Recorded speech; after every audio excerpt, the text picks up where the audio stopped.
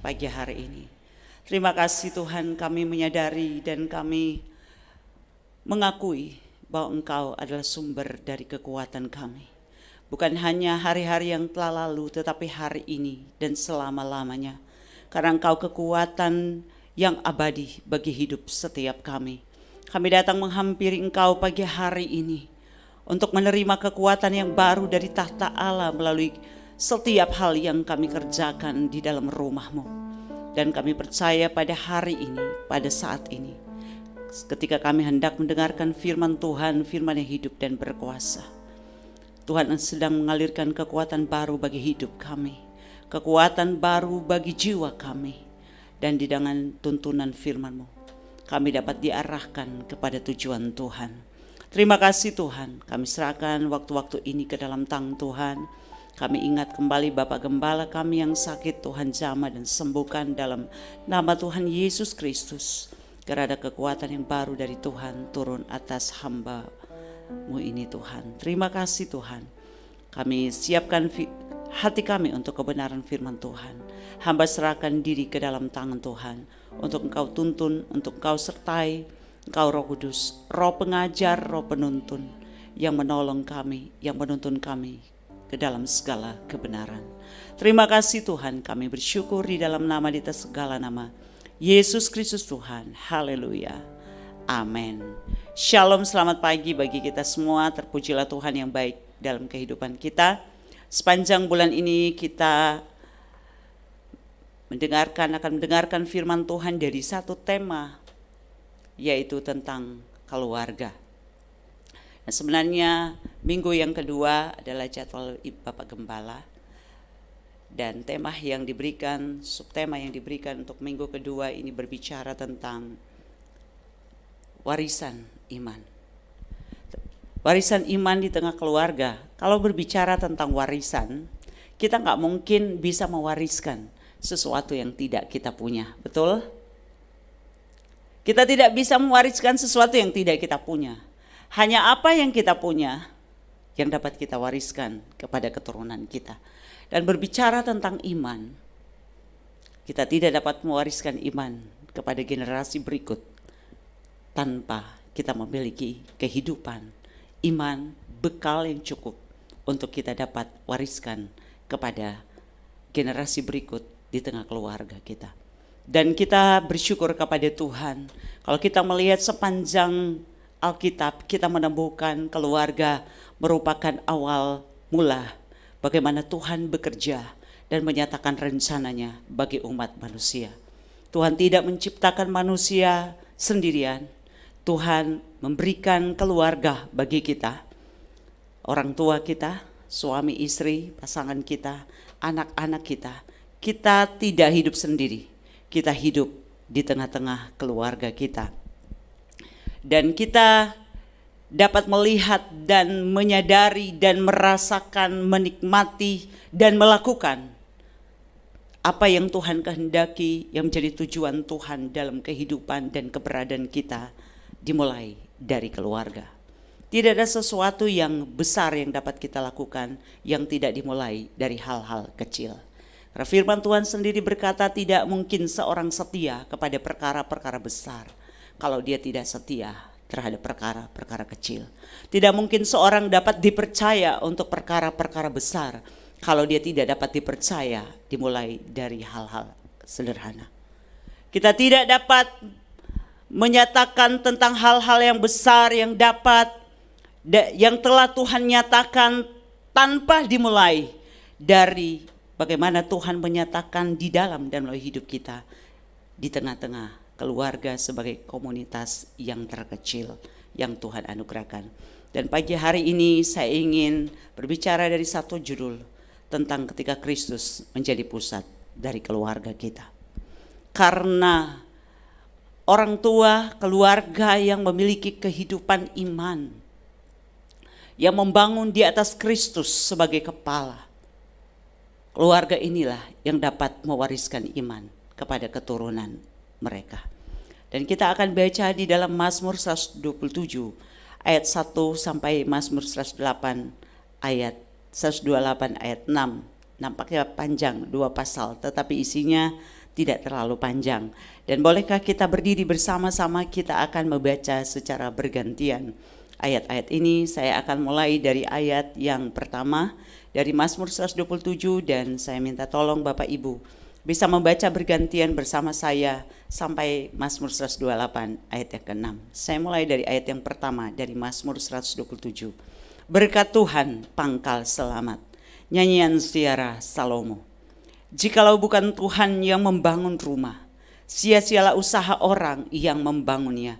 Jikalau bukan Tuhan yang mengawal kota, sia-sialah pengawal berjaga-jaga. Ayat 2.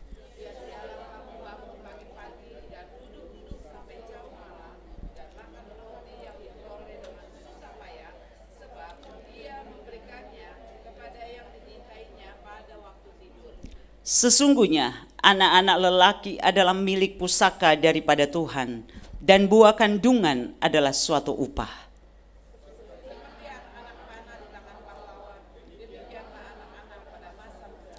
Berbahagialah orang yang telah membuat penuh tabung panahnya dengan semuanya itu. Ia tidak akan mendapat malu apabila ia berbicara dengan musuh-musuh di pintu gerbang. 128 ayat 1.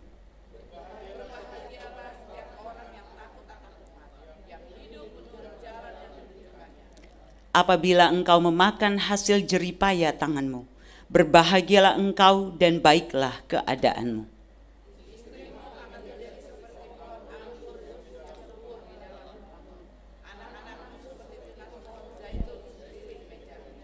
Sesungguhnya demikianlah akan diberkati orang laki-laki yang takut akan Tuhan.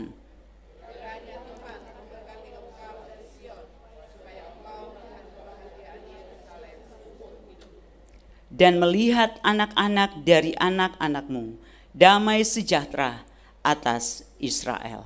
Silakan duduk. Amin untuk kebenaran firman Tuhan. Mazmur 127 sampai 128 menyatakan lalu hikmat Tuhan yang diberikan kepada Salomo yang ditulis di dalam Mazmur Daud ini. Mazmur merupakan kumpulan-kumpulan tulisan-tulisan yang diilhamkan Roh Kudus kepada penulis-penulis Alkitab yang dituliskan secara bentuk sastra. Karena itu indah, disusun dari satu bentuk sastra. Dan ada 3 hal penting pelajaran dari perikop Mazmur 127 sampai 128 yang kita lihat. Poin yang pertama, bahwa berkat yang sesungguhnya tidak dihasilkan oleh kerja keras semata-mata dan pengejaran materi semata, melainkan karena perkenan Tuhan atas kita. Mazmur 127 ayat 1 sampai 2, firman Tuhan katakan, jikalau bukan Tuhan yang membangun rumah, sia-sialah usaha orang yang membangunnya. Jikalau bukan Tuhan yang mengawal kota, sia-sialah pengawal berjaga-jaga. Sia-sialah kamu bangun pagi-pagi dan duduk-duduk sampai jauh malam, dan makan roti yang diperoleh dengan susah payah, sebab ia memberikannya kepada yang dicintainya pada waktu tidur. Ayat ini sama sekali tidak berbicara bahwa kita tidak harus bekerja keras, bukan. Tetapi berbicara bagaimana keluarga mengutamakan Tuhan sebagai dasar dan pusat dari kehidupan. Tulisan Mazmur ditulis dalam bentuk sastra, dan ketika dikatakan rumah, dia tidak sekedar menggambarkan tentang rumah sebagai sebuah bentuk bangunan. Seperti ayat yang kita baca di awal dari ibadah kita di dalam Yosua 24 berbicara tentang tetapi aku dan seisi rumahku, kata Yosua, kami akan beribadah kepada Tuhan. Ada lagunya itu, as for me and my house. Itu tidak berbicara tentang rumah secara fisik, tetapi berbicara tentang keluarga.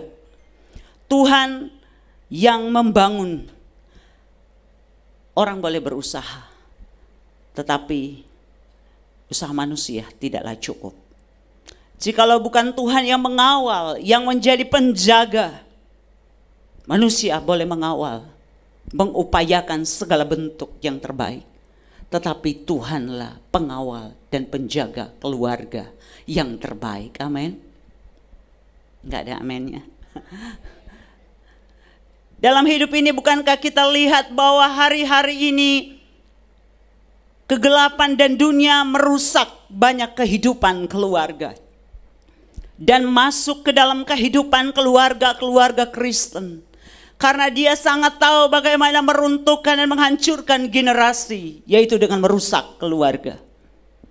Ketidaksetiaan, anak-anak kehilangan figur kasih bapa dan kasih ibu di tengah keluarga. Anak-anak kehilangan keteladanan hidup, terluka kehidupan. Orang tua kadang hadir secara fisik tetapi tidak hadir dalam kehadiran yang diharapkan dalam hidup anak-anak. Hidup terpecah atau ada yang masih utuh tetapi hubungan tidak baik. Dan itu sampai ada banyak keluarga-keluarga hamba-hamba Tuhan pun hari-hari ini ada banyak terjadi perceraian di mana-mana. Satu hal, kita tidak dapat melerai godaan dan cobaan, tetapi kita dapat membangun kekuatan dalam diri kita. Karena godaan dan cobaan sepanjang kehidupan di dunia yang rusak ini, itu tidak perlu dicari, dia datang sendiri. Saya klik sumber-sumber rohani untuk mendapatkan bacaan-bacaan rohani pun di Google muncul iklan-iklan porno walaupun sudah dikunci. Kita tidak dapat menolak, tetapi kita dapat menjaga pikiran karena kita tahu siapa diri kita. Kita dapat membangun kekuatan di dalam diri kita. Sehingga dengan kekuatan itu kita dapat tetap berdiri di atas dasar yang teguh, di atas dasar kebenaran. Jadi godaan dan cobaan enggak dicari, dia datang sendiri. Yang perlu dijaga adalah diri kita sendiri. Karena itu pentingnya hidup bersumber dan berdasar kepada kebenaran di atas firman Tuhan dan oleh Tuhan yang membangun dan menjaga kehidupan kita. Karena keluarga tidak dapat terjaga tanpa anggota-anggotanya hidup terjaga di dalam kehidupan iman. Firman Tuhan katakan, sia-sialah kamu bangun pagi-pagi dan duduk sampai jauh malam. Kerja setengah mati, bukan berarti enggak perlu itu. Tetapi firman Tuhan katakan kuncinya berkat ada di dalam perkenan Tuhan. Sebab ia memberikannya kepada yang dicintainya pada waktu tidur. Bahkan ketika kita beristirahat, di bagian lain dari pemazmur berkata, berkat Tuhan turun di atas batu kepala orang benar. Dimanapun kita berada, apapun yang kita lakukan, perkenan Tuhan turun atas kita. Maka berkat Tuhan mengalir atas hidup kita. Berkat itu jangan diukur dari satu bagian, tetapi seluruh bagian dalam kehidupan kita, kita nikmati di dalam Allah. Itu pelajaran yang pertama dari perikop ini. Yang kedua, membangun kehidupan keluarga yang berbahagia dan diberkati Tuhan adalah harus dipersiapkan dengan baik. Mazmur 127 ayat 3-5.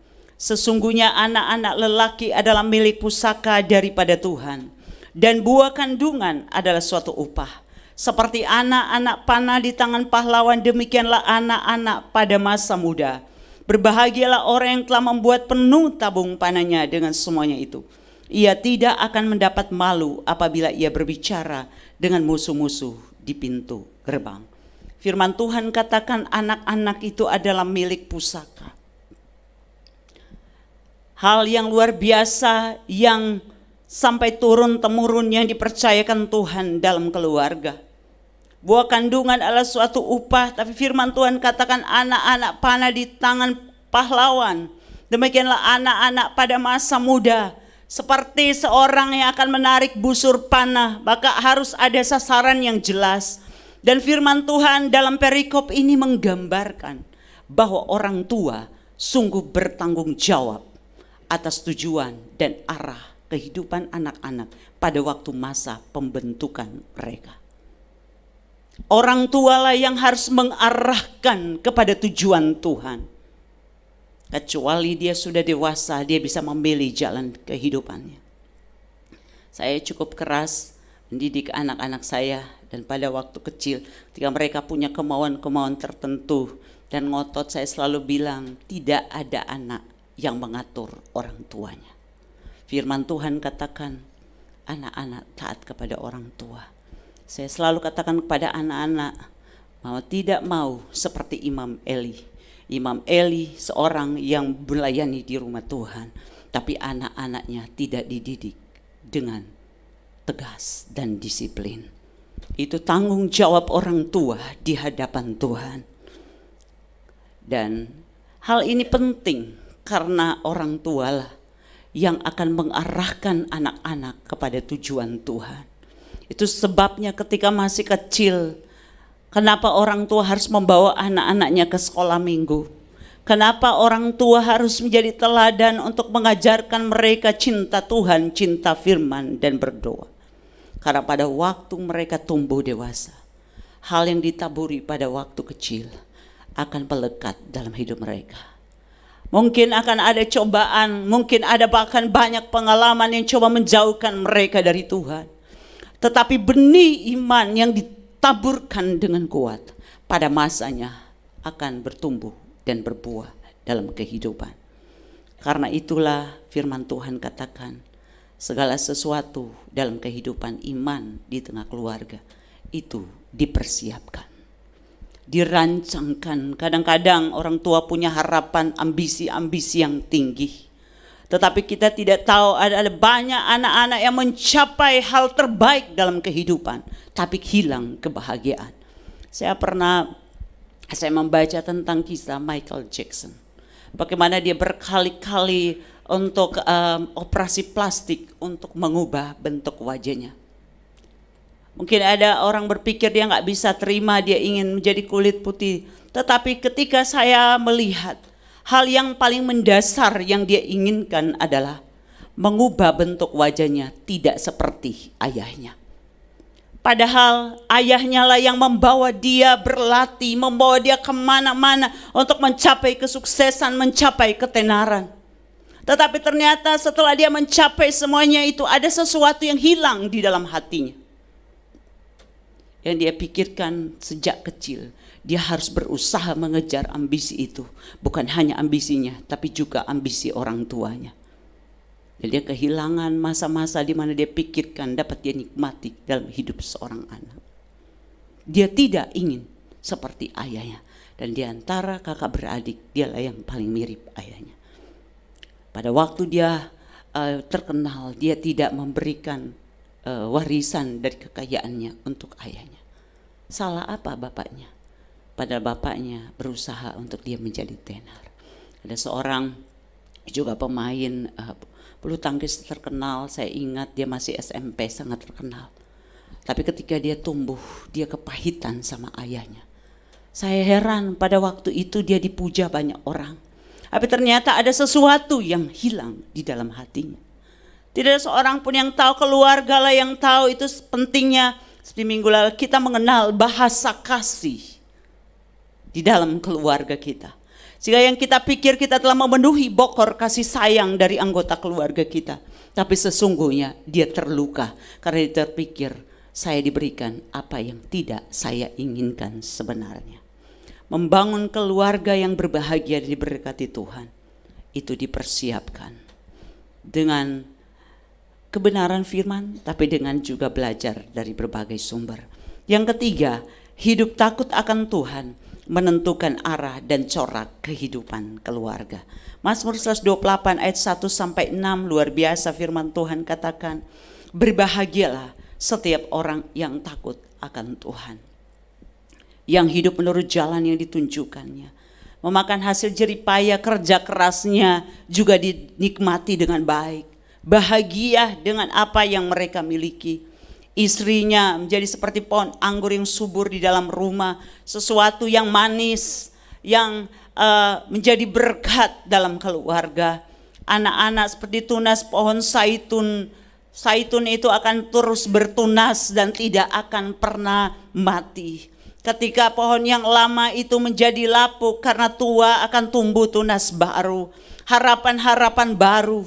Sesungguhnya demikianlah akan diberkati orang laki-laki yang takut akan Tuhan.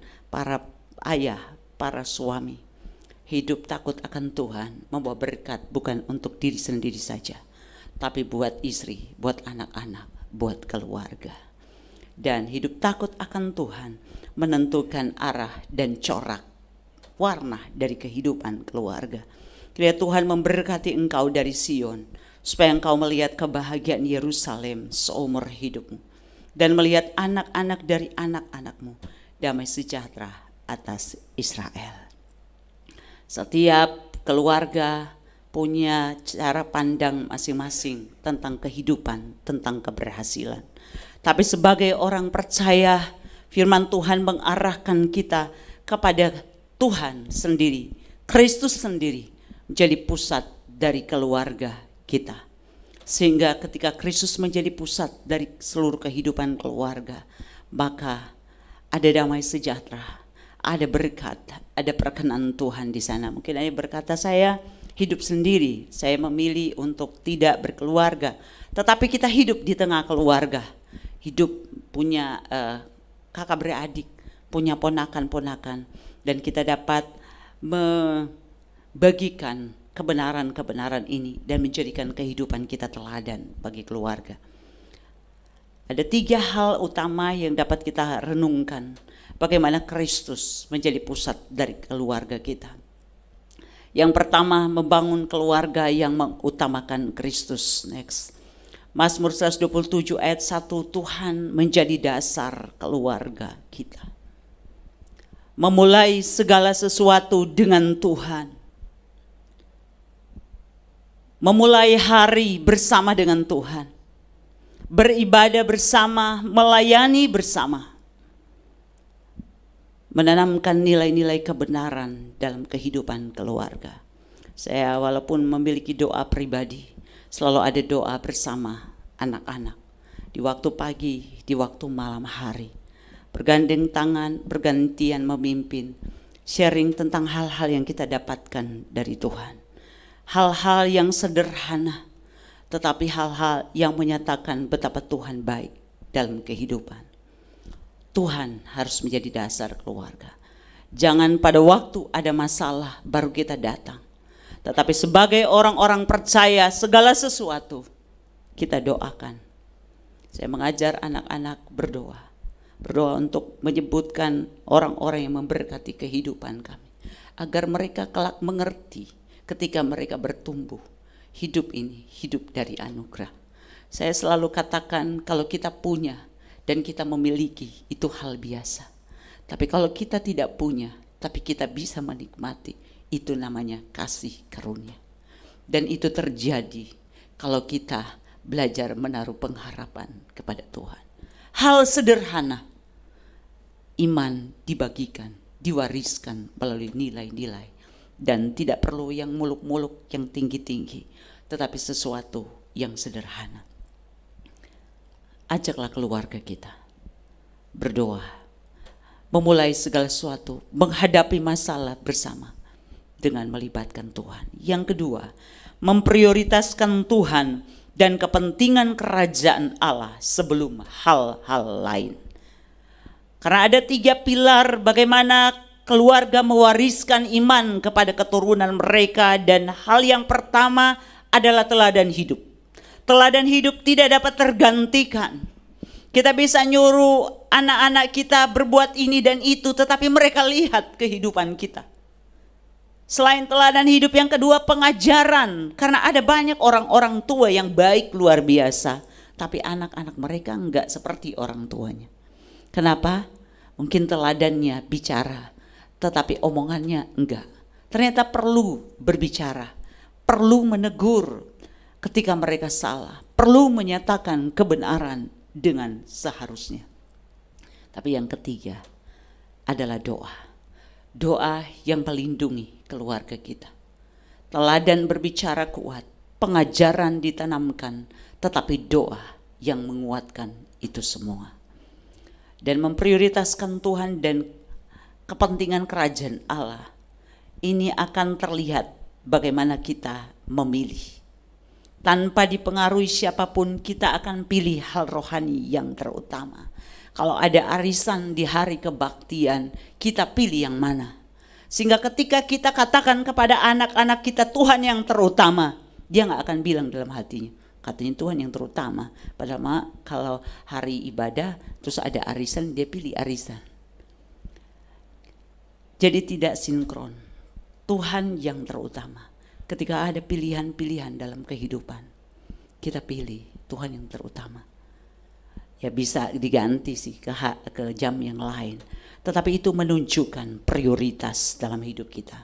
Ada banyak orang berseru kepada Tuhan, Tuhan mendengar. Tetapi kalau kita merenungkan kembali, Tuhan mungkin berkata, apakah saya menjadi yang pertama dan utama dalam kehidupanmu dan keluargamu? Tuhan harus menjadi yang pertama dan utama. Saya belajar sesuatu. Anak kami Nathan dari dulu diajari papanya kalau hari Sabtu itu sejak dia mulai masuk remaja, waktu di SMP dia minta sendiri dibaptis. Kami layani dia karena apakah anak ini sudah mengerti benar atau belum. Di usia 13 tahun, 12 tahun dia minta dibaptis. Kemudian 13 tahun dia minta untuk mengajar sekolah minggu anak-anak balita. Dan dia suka menggambar. Dia melakukan itu. Tapi ada guru yang utama. Dia mau melayani, tetapi satu yang saya lihat komitmen anak ini. Dari bapaknya masih hidup, bapaknya ajarkan itu. Kumpul keluarga, opungnya ulang tahun, di hari Sabtu ada ibadah. Dia bilang, saya akan datang setelah ibadah selesai. Jadi dia sering tidak ada. Kalau foto-foto dia tidak ada, kenapa? Kalau hari Sabtu dia tetap mengutamakan melayani dan ibadah di youth. Papanya sudah gak ada, tapi komitmen itu bertumbuh. Saya katakan, Nathan gak ikut nanti, gak izin, gak saya belakangan aja. Dan itu komitmen, saya biarkan itu karena itu tumbuh di dalam hatinya sendiri. Sebuah kesadaran, dan itu tentu tidak datang sendirian. Itu ditumbuhkan dalam kehidupannya. Dulu papanya keras mengajarkan itu dan meneladankan kemanapun dia pergi, mau acara keluarga di kota-kota lain, dia utamakan harus melayani, harus ada di dalam rumah Tuhan, karena hidup ini adalah hidup untuk melayani.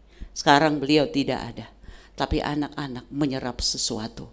Bahkan saya sendiri belum sempat ngomong, tapi saya lihat mereka menghidupi sebagaimana mereka melakukannya dan komitmen kepada Tuhan.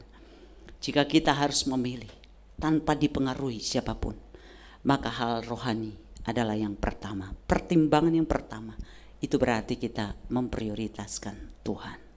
Yang ketiga, orang percaya di tengah keluarga harus menjadi teladan. Kalau seluruh keluarga sudah di dalam Kristus, maka orang tua wajib menjadi teladan iman. Tapi kalau orang tua kita belum diselamatkan, kitalah yang menjadi teladan di tengah keluarga. Teladan dalam kebenaran, berkata benar, hidup jujur, melakukan yang terbaik, hidup dalam damai, hidup dalam kasih. Maka kehidupan kita menjadi teladan dalam keluarga kita. Saya anak bungsu di antara 4 bersaudara. Tapi saya puji Tuhan, 2 kakak laki-laki, kakak sulung saya juga hamba Tuhan. Tapi kakak yang di tengah 2 orang laki-laki, mereka bekerja sekuler dan mereka banyak mengamati kehidupan dalam gereja. Ada kekecewaan, kritik-kritik, saya mendengar dan saya menjadi pendengar yang baik, menjawab dengan jujur kepada mereka. Tapi satu hal, ketika ada masalah, ketika ada pergumulan, bahkan ketika ada godaan menghampiri, mereka tidak pernah segan mengangkat telepon atau video call untuk saya doakan mereka, sharing tentang kehidupan. Saya tidak pernah menghakimi kesalahan mereka. Saya menguatkan mereka, sharing secara jujur. Kadang-kadang kita kalau dibilang orang rohani, nasihat kita juga kadang-kadang terlalu keras dan seperti orang yang hidup dalam dosa merasa terhakimi.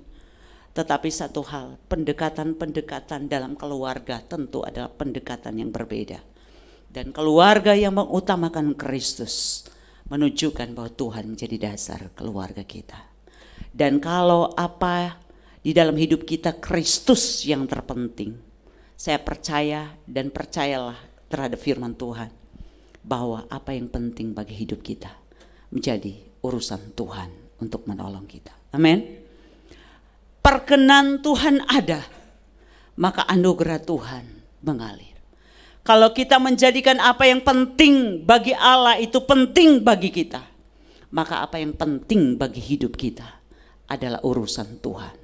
Itu penting bagi Tuhan. Ini anakku, dia berkenan. Kalau kita belajar dari kisah Daud, kisah Yusuf, kita menemukan mereka mendapatkan perkenan Tuhan. Tuhan menyertai mereka, membuat semua berhasil. Perkenan Tuhan. Cari Tuhan di tengah keluarga kita. Yang kedua, mengembangkan pola hubungan yang alkitabiah dalam keluarga. Saya mau sharingkan bahwa ada banyak, enggak ada di sini, di tempat lain. Keluarga-keluarga Kristen yang rohani, memiliki pemahaman, memiliki kehidupan doa, tahu firman. Tetapi satu hal mereka lupa. Kalau bicara tentang warisan iman dan pengaruh di tengah keluarga, maka apa yang paling dilihat, diserap oleh hidup seorang anak dari keluarga adalah pola hubungan di dalam keluarga. Bagaimana ayahnya memperlakukan ibunya, bagaimana ibunya memperlakukan ayahnya, bagaimana mereka hidup dalam keluarga. Pria menjadi imam dan pemimpin dalam keluarga. 128 ayat 1 dalam terjemahan lain, King James juga menuliskan, berbahagialah setiap orang laki-laki yang takut akan Tuhan. Keluarganya diberkati, istri dan anaknya diberkati. Pria menjadi imam dan pemimpin dalam keluarga. Tidak peduli seberapa pinternya istri lebih daripada suami. Tetapi kewibawaan, terutama secara rohani, harus dimiliki oleh seorang pria Kristen di tengah keluarga. Menjadi imam di hadapan Allah, pemimpin dalam keluarga. Apa fungsi imam? Membawa keluarga di hadapan Tuhan, perantara, tetapi juga menyampaikan pesan Tuhan bagi orang lain, dalam hal ini bagi keluarga, yang memberikan arah dan visi bagi keluarga dan pemimpin dalam keluarga. Sehingga di dalam konseling pranikah biasanya saya suka juga tes, selain tes bahasa kasih, tes karunia, tetapi ada juga yang namanya tes temperamen. Untuk melihat, karena ada perempuan kolerik berjumpa dengan pria melankolis atau flegmatis, maka pastikan wanita akan dominan dalam keluarga.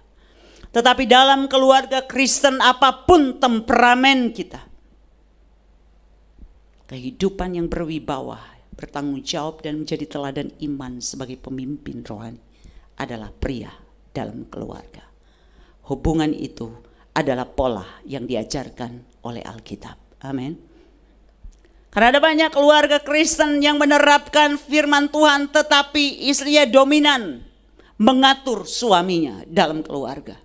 Sehingga pada waktu konseling pranikah selalu ada pelajaran untuk mengupas latar belakang kedua sisi, pria dan wanita. Dominan mana di dalam pola hubungan keluarga. Sehingga ketika mereka masuk dalam kehidupan keluarga yang baru, mereka tidak perlu mengambil dari keluarga si ayah, si suami atau si istri, tetapi pola hubungan yang sesuai dengan firman Tuhan yang bagaimana. Hidup berwibawa, jadi pemimpin rohani dalam keluarga. Karena pria yang rusak, memang ada banyak istri yang tetap kuat jadi tiang penopang.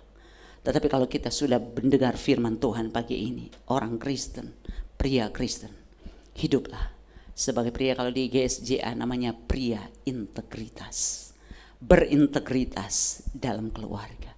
Sehingga apapun kita ngomong, mereka tahu apa yang kita ngomongkan sesuai dengan kehidupan kita. Yang kedua, wanita sebagai penolong. Amsal 31 ayat 10 sampai 31. wanita penolong, penopang dalam keluarga, menolong dalam banyak hal untuk melengkapi kehidupan keluarga, melengkapi suaminya, bersama-sama memimpin keluarga. Jadi penolong katanya, bukan perongrong. Karena dewasa ini kita melihat ada banyak ketimpangan dan masalah-masalah dalam keluarga, disebabkan ada banyak wanita yang memang hebat-hebat. Mereka kemudian menjadi orang-orang yang punya penghasilan lebih tinggi dari suaminya. Mereka punya karir yang lebih luar biasa dari suaminya. Tapi itu bukan alasan tidak menghormati suami.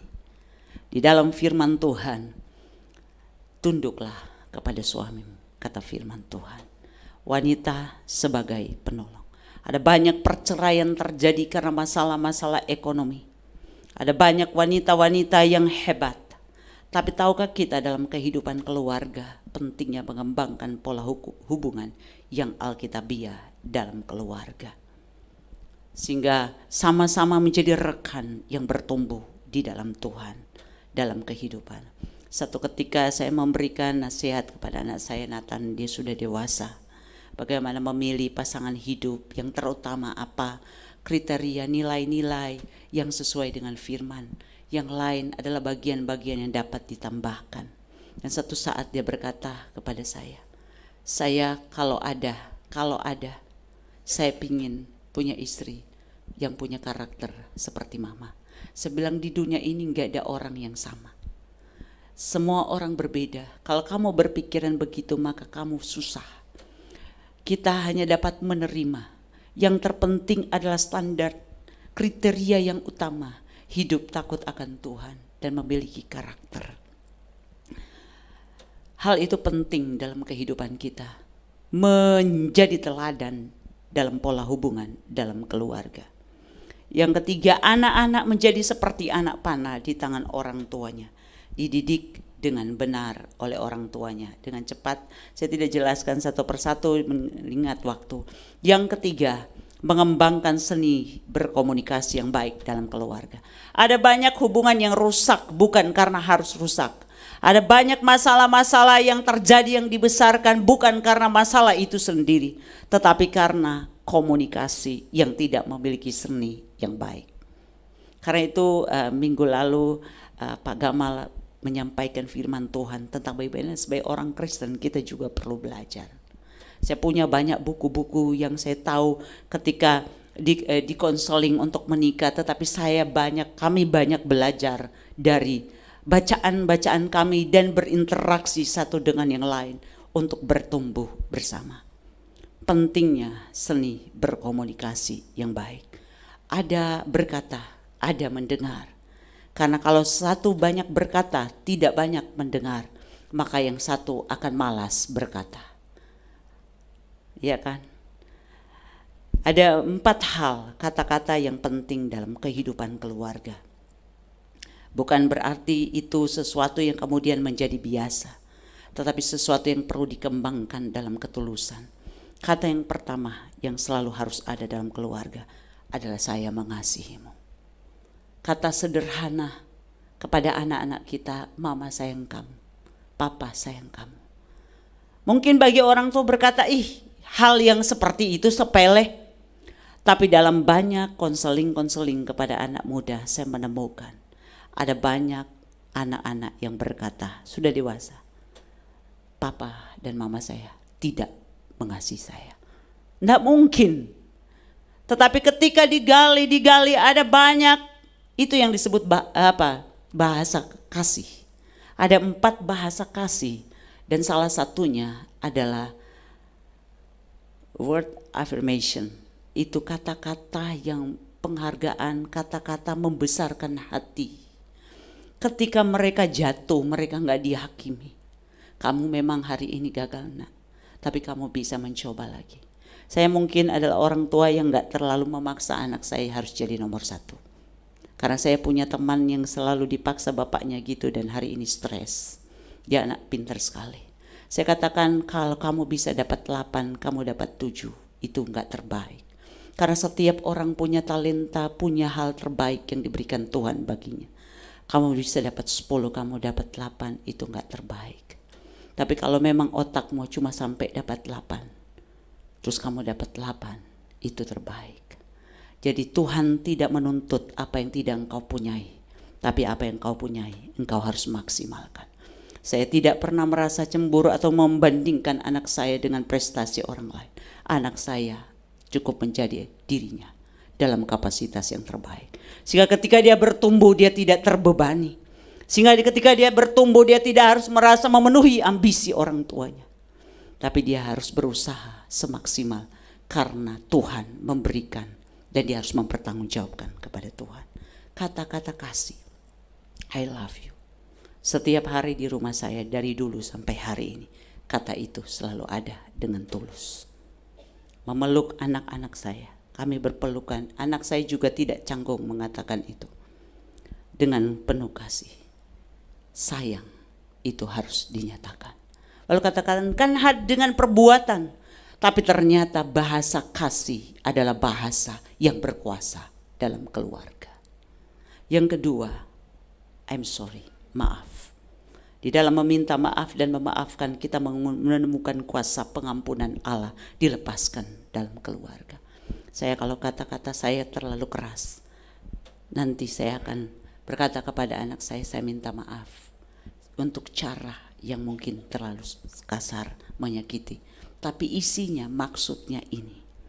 Dan ternyata mereka bisa menerimanya. Sama, mereka juga bisa terbuka dan mengatakan maaf. Jadi sesuatu yang kita impartasikan dalam hidup, itu harus lahir dari teladan hidup kita. Kata maaf dan memaafkan menghapuskan banyak kepahitan dalam keluarga.